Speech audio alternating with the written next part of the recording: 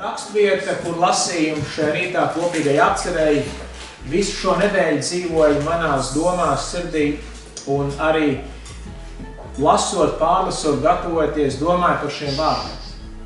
Domāju īpaši par to sadaļu, kurā Pāvils saka, ka tu no mazām dienām zini svētos rakstus. Un arī plašākais konteksts tika lasīts, un lasot šo bija jādomā par kādām pirmajām dienām, no pirmajām bērnības atmiņām, un proti vecmāmiņas mājās, viņas vienā no grāmatu trauku plauktiem, manu uzmanību saistīja grāmatu bez vākiem, kas tika turēta goda vietā, un viņas teiktajā tas bija kāds viņas vecāku vai vecvecāku bībele, ko viņi man pasniedz, lai es iepazītu, uzmanīgi šīs lapas puses skatītu vecajā drukā. Un man šķiet, ka es iemācījos lasīt vēl vecajā drukā ātrāk nekā es lasīju ar mūsu šodienas rakstību.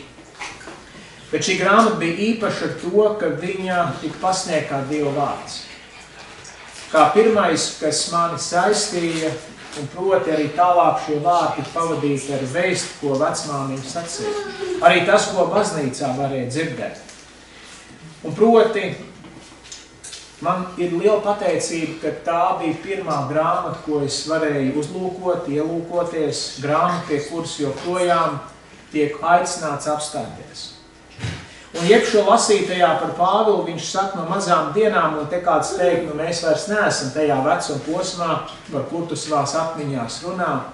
Iekšo Pāvils savā vienā, manuprāt, ir daudzprāt noslēgumu vēstulēm, ko viņš ir rakstījis, un tā rakstīja Timotejam, viņa garīgiem dēlam, darbbiedram. Pāvils šajā pat vēstulē runā par to, ka viņš savus dzīves ceļu ir piepildījis, ticību turējis, skrejienu ir pabeidzis, atliek tikai saņemt godības vainagu. Šajā pat vēstulē viņš runā par daudzām, lielām, nopietnām tēmām, un arī tā ir viņa dzīves noslēguma, varētu teikt, domas, kuras viņš iedrošina atcerēties Timotejam, kā tam, kuram būs jānes tālāk evaņģēlija vēsts. Pirms atgriežamies pie lasītiem vārdiem, ļaujiet šīs dažas domas tikai akcentēt un aicināt jūs arī šo vēstuli vai abas vēstules pārlasīt tajā brīdī, kad jūs to varat klusamā, mierā darīt. Vispirms Pāvils aicina saglabāt aicinājumu, neatmest to.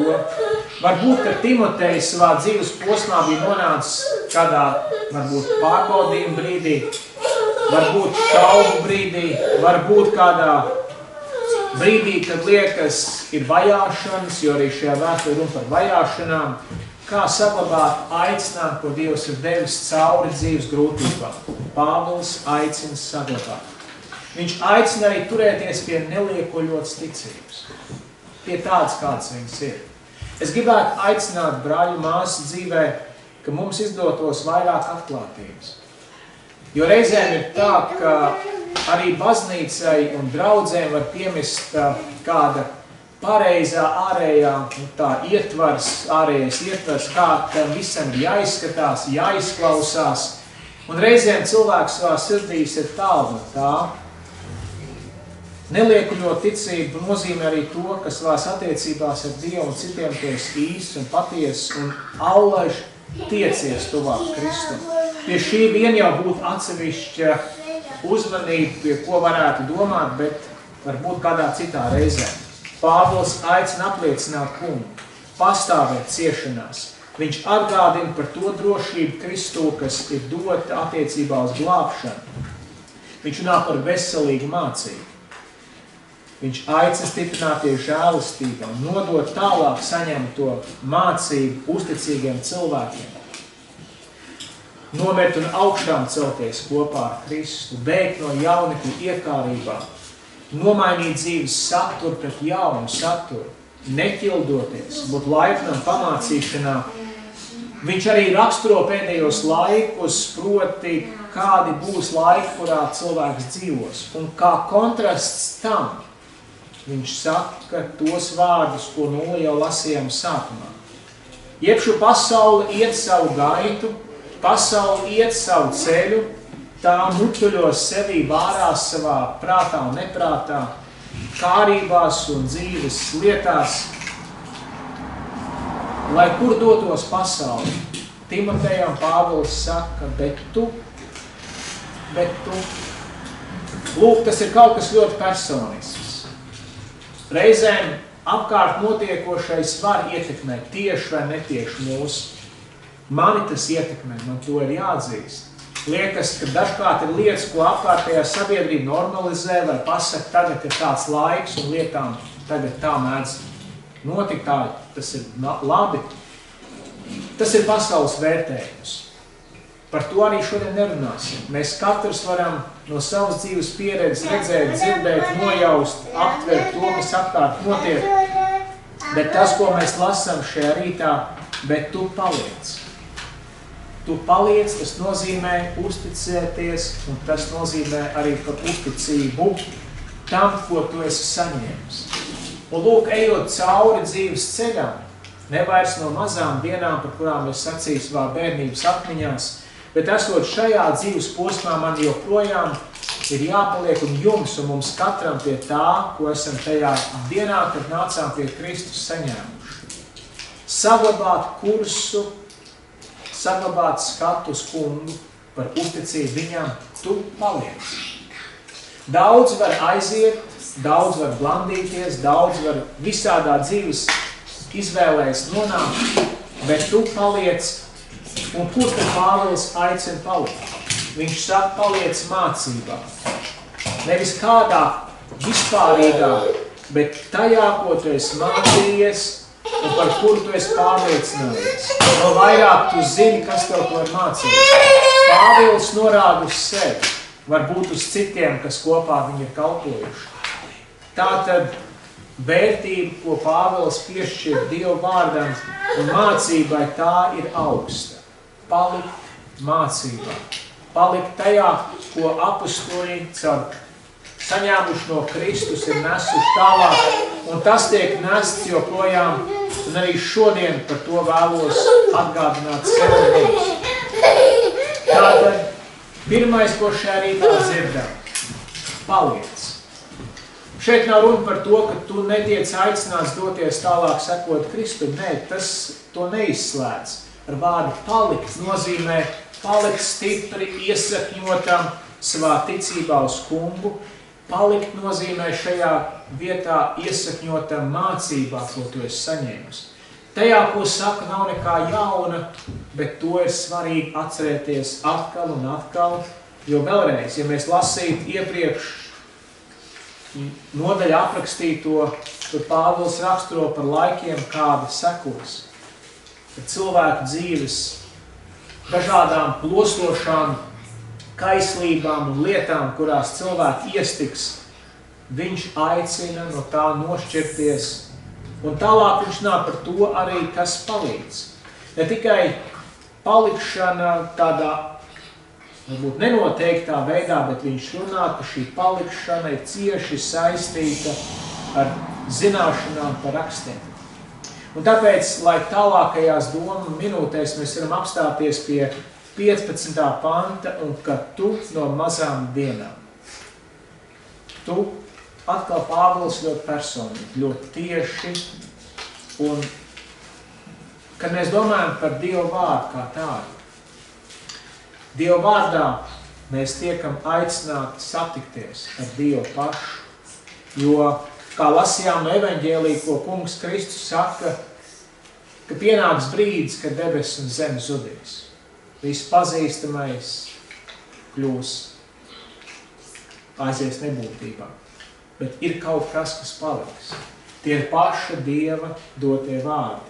Vēl jau vairāk Kristus saka, viņš tos ir atnācis piepildīt. Lasījām šeit rīt arī no garākā psalma. Psalmi tās ir dziesmas kungam.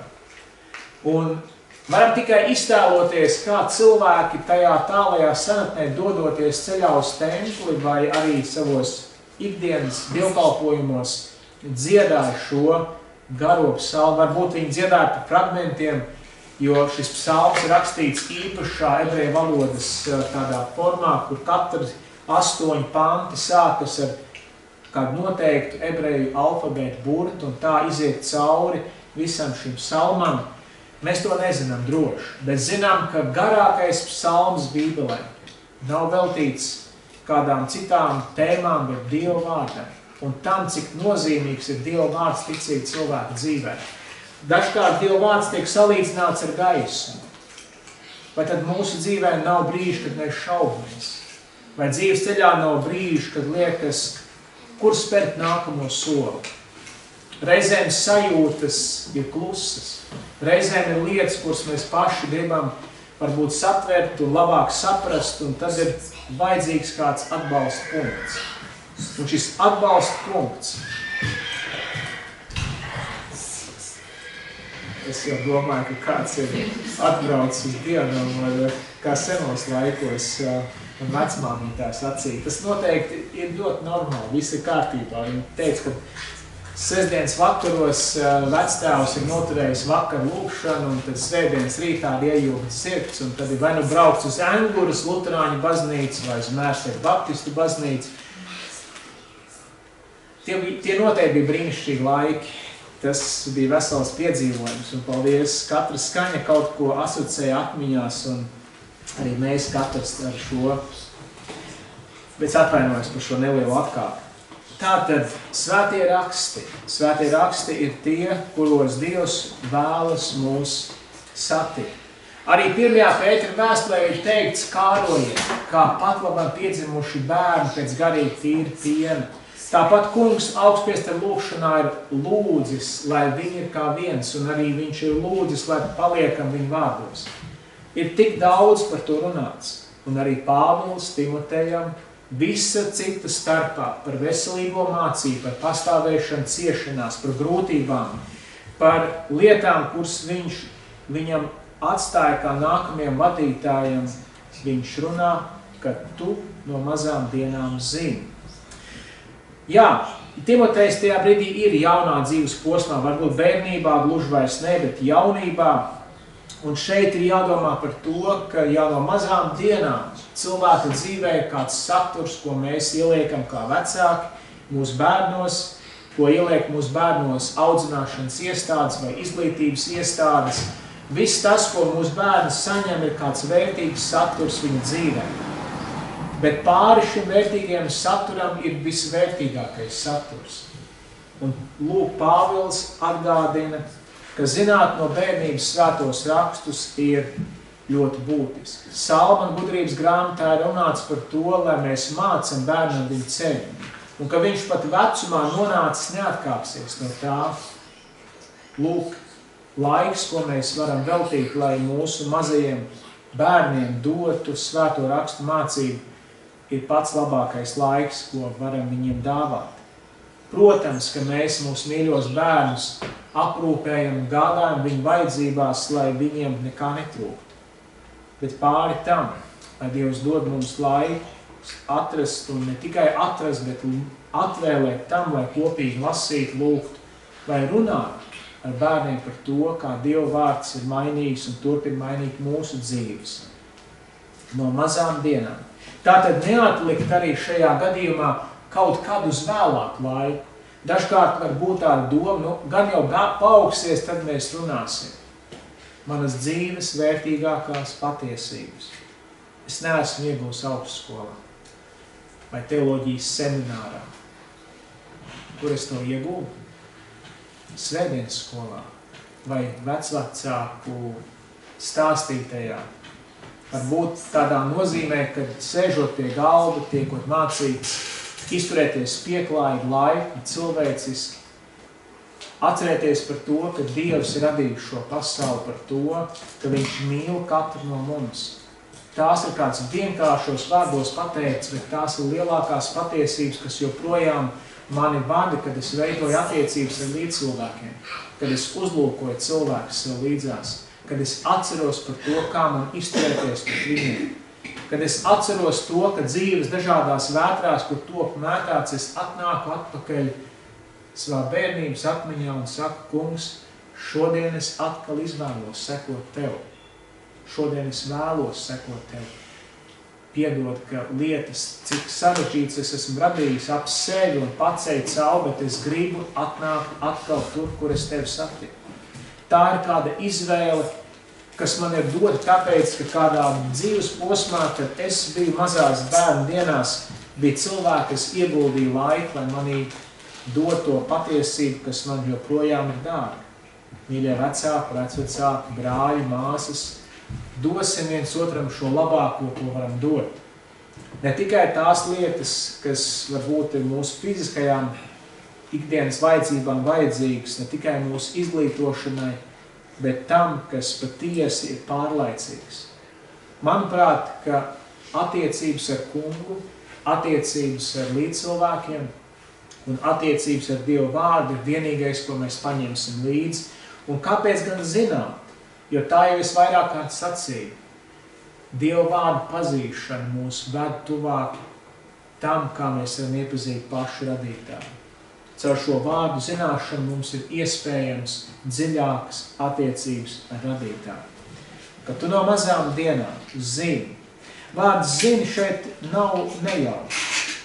Tas nav tikai par kaut ko, ko es dzirdu, bet zini nozīmē arī, ka mēs izdarām kādu izvēli zināt.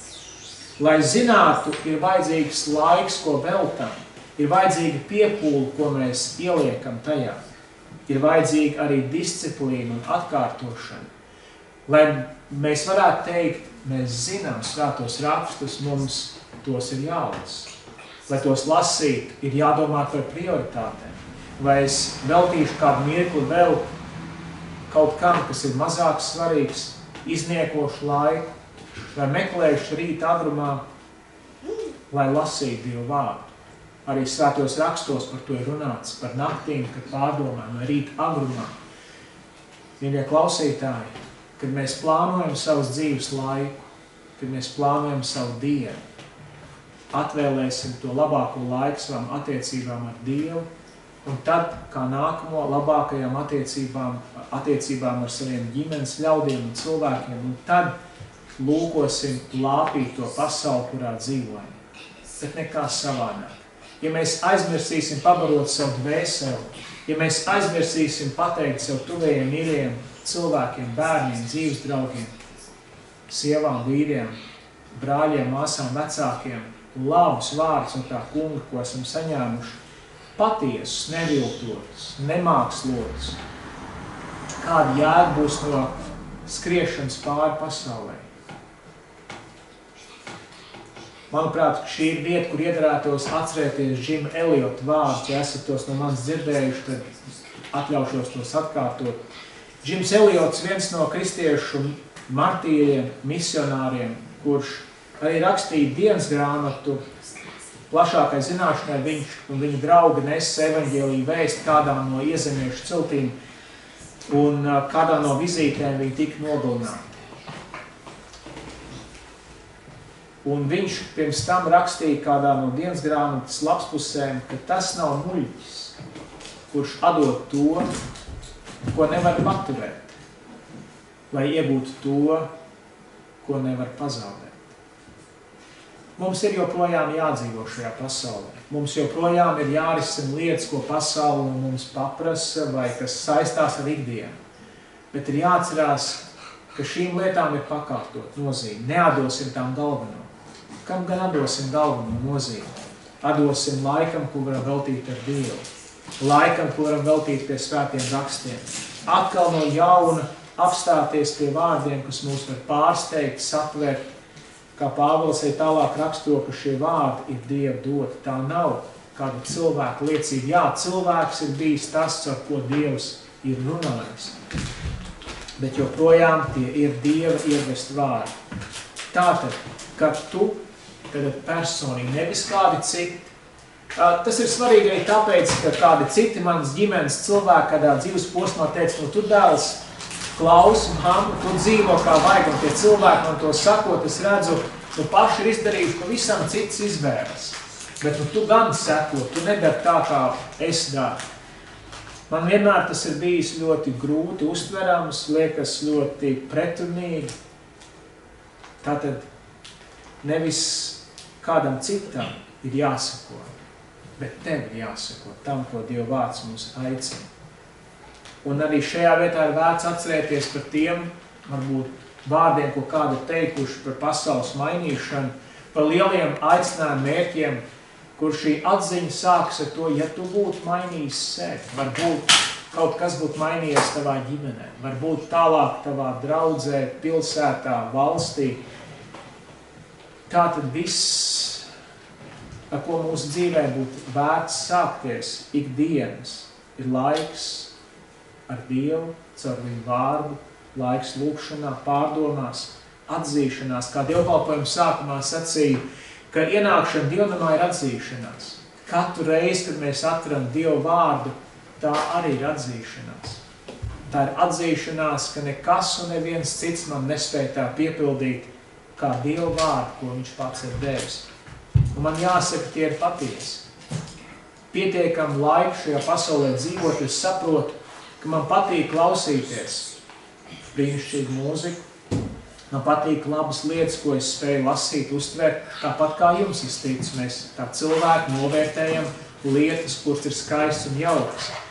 Bet tās man nekad nedod to dziļāko piepildījumu, ko es saņemu tad, kad es atlieku malā dzīves muteļojošo ikdienu un spēju apsēsties pie vārdiem, ko Dievs ir ierakstījis un devis mums no paudzes paudzē, ko esam saņēmuši, arī mēs savā valodā varam lasīt jau gadu simtus Dieva svētos vārdus.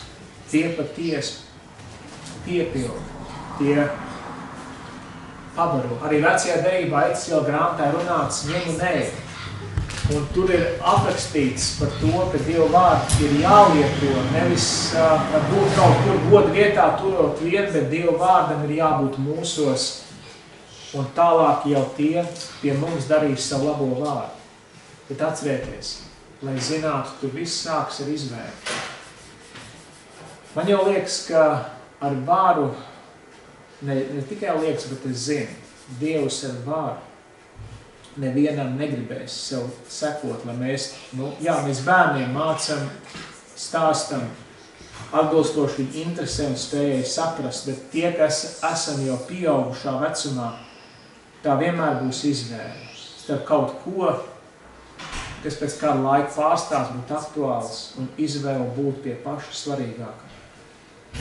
Dieva vārds var būt arī kā labs balasts. Iedomāsimies mūsu dzīvi kā vētru, kurā mēs tiekam mētāti dažādās situācijās nonākot, bet Dieva vārds iedod to spēju noturēties cauri šīm vētrām.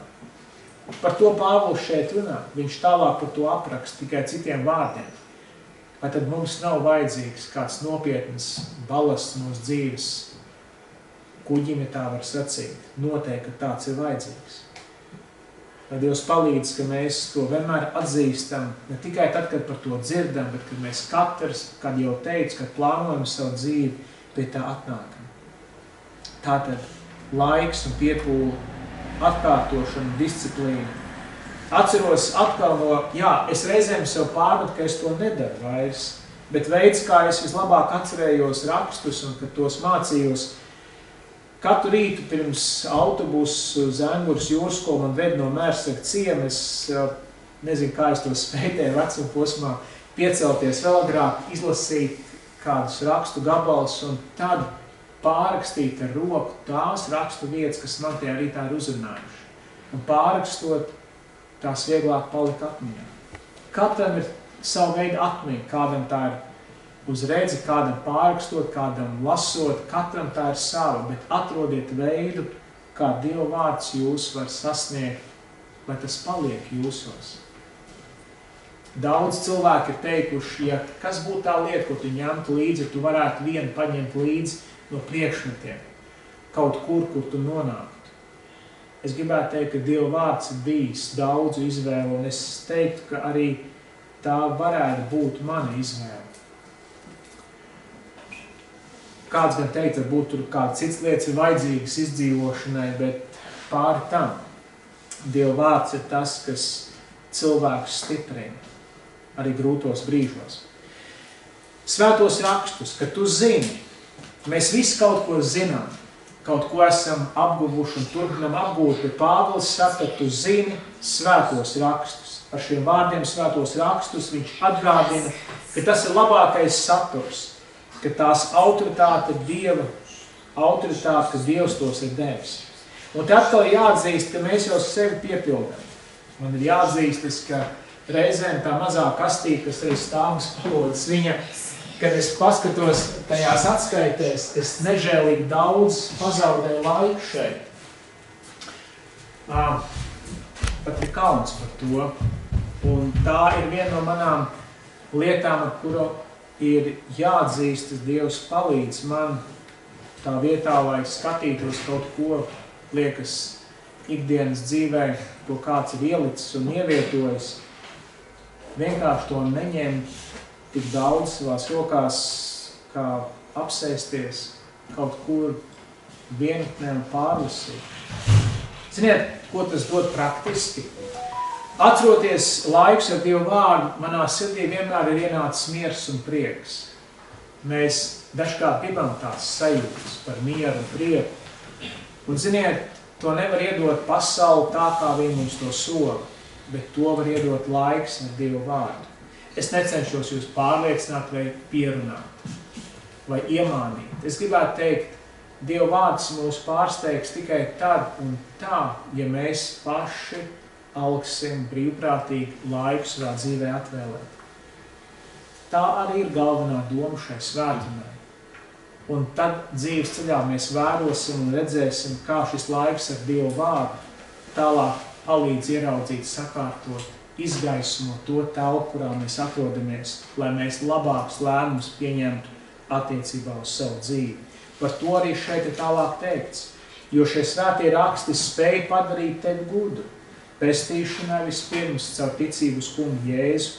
Tālāk arī šie raksti ir noderīgi visā tajā, ko jau minēju, kas izgaismo mūsu dzīves telpu un ļauj pieņemt labākos lēmumus. Un tā arī ir, lai šīs dienas mūsu labākā vēlēšanās un mūsu atzīšanās. Atzīšanās, kungs. Tu esi dzīvības maize, tu esi dzīvais ūdens. Kungs Kristus acīs nākat un ēdat, viņš pats par sevi runājis. Arī tādā nozīmē, kur arī kārdinādams viņš vienmēr mums parādīja piemēru, kas stāv rakstīts. Ir viņa atsauc uz rakstiem, rakstu autoritāti Kristus dzīvē. Un arī mūsu dzīvē ir jābūt visaugstākajā nozīmē. Tie nav tikai kādi vārdi. Un ziniet, pavisam praktiski. Dievam lūkoties uz mūsu dzīvi un visu to, kā es dzīvoju, jūs kā dzīvojat, viņam jau paliek pamanīts tas, kā es plānoju, kā es vadu savas gaitas, kā es lietoju laiku, ko viņš man ir devis. Kā mēs lietojam laiku, ko viņš ir devis. Un te es nevēlos radīt nekādu mazāku vainas sajūtu, bet vienkārši paskatīties godīgi uz savu dzīvi. Un tāpēc, lai tad, kad kungs lūko uz mūsu dzīvi, lai tad, kad viņš klausās mūsu lūkšanas, viņš redz, ka viņu lūdz cilvēki, kas savā dzīvē viņam piešķir vislielāku uzmanību. Jo laiks ar Dievu vārdu ir vēlreiz, es jau sacīšu to atkal un atkal no jauna. Tā ir savu veidu attiecību veidošana ar Dievu, jo tajā mēs ieraugam viņu raksturu, viņa īpašības, viņa mīlestību, žēlistību, taisnīgumu, viņa nespēja samierināties ar grēku mūsu dzīvē. Bet tā nav tāda nosodoša nespēja, bet tā ir sāpju pilna un vienlaicīgi arī aicinājums nākt pie Kristus kā pie mūsu glābēja. Un varētu turpināt par to runāt vēl un vēl. Bet tā, lai ir katra jūsu personīgā pieredze. Un es arī šodien kopā ar jums varu teikt un lūgt, kungs palīdz. Palīdz, ka laiks pie tavu vārdu ir tas labākais laiks, ko es atdodu. Kad es vadu laulības ceremonijas, tās ir bijušas tik daudzas, bet es zinu, ka vienmēr es saku par laulību jauniem pāriem. Nezinu, vai viņi man vienmēr klausās, man liekas, ka tas ir dzīves posms, ka tur ir jāiet pilnē viss, lai pēc tam var pārskatīt, bet labi, jo tur ir citas domas. Bet viena no lietām, ko es saku, atdodiet savai laulībai nevis to laiku, kas paliek pāri, bet labāko laiku no tā ja mēs neesam tādā varbūt izrautā no konteksta ārā šo domu, ka dažkārt cilvēki savā dzīves ceļā atdod to, kas paliek pāri savām attiecībām, kas būtu svarīgas, vai tā atdod ģimenē, bet tāpat tas arī ar Dievu. Nedosim viņam to laiku, kas paliek pāri, kad esam izskrējušies pa visām malām, kad mūs nav varētu sadzīt rokās tiešā vai pārnestā, es par sevi to teikšu. Atdosim Dievu labāko laiku un ļausimies būt pārsteigt tam, kā viņš atklājas sevi mums un kā laiks ar viņu iedod mūsu iekšējo pasauli tik piesātināti, ka pietiek mums, pietiek mūsu ģimenē, pietiek mūsu apkārtējiem. Un tad šodienas lūkšana, pirms mēs arī baudam pēc acu mirkļa, kad būsim dziedājuši un lūguši svēto vakarēdienu, lai arī lūdzam šajā brīdī vadījuši lūkšanā par to, ko lasījām no Pāvila vēstules Timotejam. Apstākļos, kuros Pāvils ir tuvu jau savai dzīves izskaņai. Viņš saka Timotejam, nevis 10, 20 un svarīgas līderu pamācības. Viņš saka, ka tu zini svētos rakstus no mazām dienām, kas spēj padarīt tevi gudru pestīšanai. Un tālāk viņš saka, tie ir iedvesti un noderīgi mācībai, vainas pierādīšanai, labošanai, audzināšanai, lai Dieva cilvēks būtu pilnīgs, sagatavots katram labam darbam. Viss sākas ar svētiem rakstiem. Un es gribētu teikt, mīļie klausītāji, ka arī es šobrīd neesmu tāds, kurš kalpo katru svētdienu. Man ikdiena paiet citos apstākļos, jūs zinat, esmu par to minējis, kalpojot mūsu karavīriem. Un, kad es domāju, kādus mācītājus es vēlētos dzirdēt kā draudzes cilvēks. Es nenāktu šeit vai kur citur klausīties kāds pārgudrības un piedodieties šodien tāds izklausījos. Tad es neesmu labi pildījis savu aicinājumu daļu, bet es vēlos būt tur, kur es zinu, ka šis cilvēks ir pats pavadījis laiku ar Dievu lūkšanā vai svēto rakstu apguvē, kurš nav sagrābstījies visādas lietas pa malu malām un tad tās gudrībā kaut kā mēģinājis izbēgt cilvēkiem priekšā. Bet ka mēs šajā vietā un laikā, ko Dievs dod, arī veltam tam, ko viņš pats ir teicis, ko viņš pats mums ir atstājis, un ka mēs visi gribam no sirds pakļaut savu dzīvi Dieva vārda autoritātei. Nevis pateikt Dievs, lai tavs prāts notiek, bet teikt, kungs, maini mani un ļauj man uzticēties tev, kā tavs vārds to iedrošina. Es lieku komatu šajā vietā un paļāvībā, ka Dievs ļaus mums atkal pēc kāda mirklīte satikties, bet ja tu esi savā dzīvē kādā posmā, kas tev liekas šobrīd nav tas labākais vai drošākais, vai ir kādi pārbaudījumi vai izaicinājumi, noteikti tādi ir, un ja tādi arī būs, un noteikti būs, atcerēsimies, lai mūsu acis ir uz tā kunga vārdu, uz viņu pašu un uz laiku, ko mēs varam veltīt ar viņu, pie viņu vārdiem, lūkšanā, sadraudzībā. Un, mīļie brāļi, māsas klausītāji, lai Dievs jūs bagātīgi svētī.